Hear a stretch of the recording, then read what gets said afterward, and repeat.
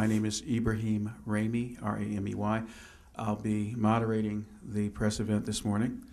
To put today in context for us, we are here because we believe that the constitutional protections that are promised to citizens of the United States are real, they are serious, and they must be enforced.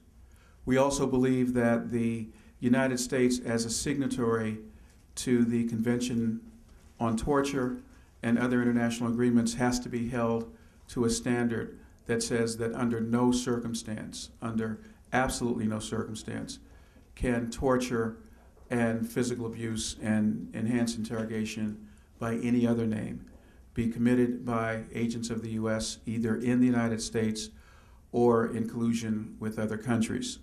So we're here really to put all of that in the framework of a series of events that we've been staging at the Muslim American Society this week, which is a week of action, not simply a day of action, but a week of action against torture, and also to lift up the case of one specific person subjected to torture in the United Arab Emirates named Naji Hamdan.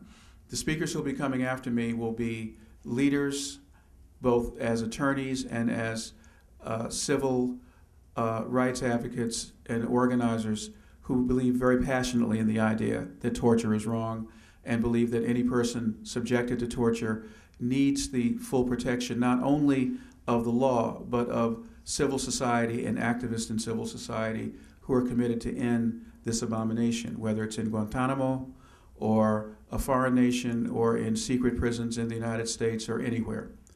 The first speaker that we have is an attorney representing the American Civil Liberties Union in Los Angeles. Her name is Reem Salahi, S-A-L-A-H-I.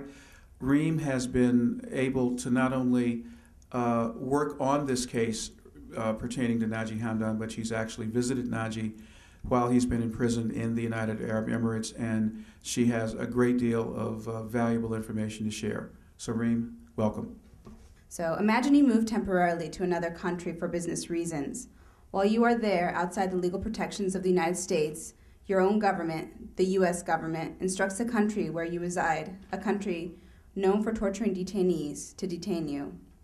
One afternoon, the state security services show up at your door and disappear you. They detain you incommunicado in a secret location. They interrogate and torture you. Then, based on no other evidence than the confessions you made under torture, under threats that you would be killed and your wife raped if you did not confess, you are charged with crimes you did not commit. This is the story of my client, Naji Hamdan, a U.S. citizen whose own government directed the United Arab Emirates to detain and interrogate him, knowing he would be subject to torture. Naji Hamdan lived for approximately 20 years in Southern California before moving in 2006 to the UAE to expand his business. Beginning in 1999, Mr. Hamdan experienced regular surveillance, monitoring, and questioning by the FBI, but he was never charged with anything. Shortly after moving to the UAE, 2 FBI agents flew to Abu Dhabi to meet him there. 6 weeks later, he was taken and detained by the UAE State Security Forces for 3 months. During that time, he was interrogated about the years he spent in the U.S. and about information only U.S. federal agents would have. He was tortured severely. At least one American official participated in his interrogation and witnessed his torture. In November, 3 months after he was arrested, the ACLU filed a habeas petition in the D.C. District Court, alleging that the U.S. government was responsible for his detention and that it could not avoid the most elemental principles enshrined in our Constitution by having its own citizen arrested abroad without cause to be imprisoned indefinitely and subjected to torture. 1 week after filing our lawsuit, Naji was charged in the UAE with terrorism-related crimes, based on nothing more than his forced confessions. He was transferred then to the UAE criminal custody, a normal prison where he was no longer held incommunicado, could speak to a U.S. consular official, his lawyers, and his family.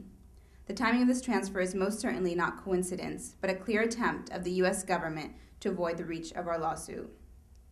Naji Hamdan is a victim of the U.S. government's policy and practice under the Bush administration of requesting a foreign government to arrest and detain terrorism suspects who we cannot arrest and detain ourselves under our laws.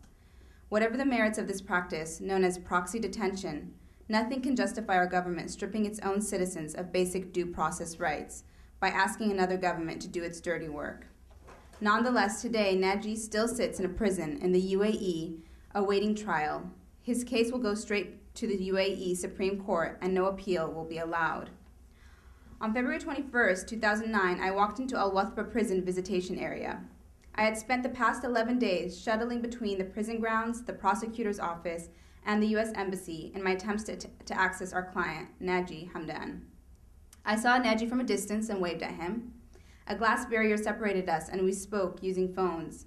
Surrounding us were multiple UAE state security personnel dressed in traditional Emirati outfits who monitored our every action. At one point, a woman whose face was completely covered sat next to me and spent the hour listening, quite obviously, to our conversation. Naji's eyes were bloodshot and he constantly looked around in paranoia. He had lost a great deal of weight and had a raspy cough. I introduced myself.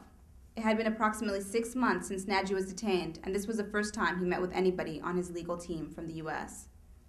During the 2.5-hour conversation, Naji recounted the horrors of the torture he endured while in state security custody.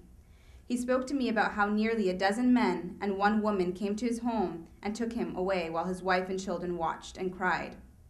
He told me about how he was subsequently placed in a blindingly white room where he was unable to differentiate the day from the night for 3 months.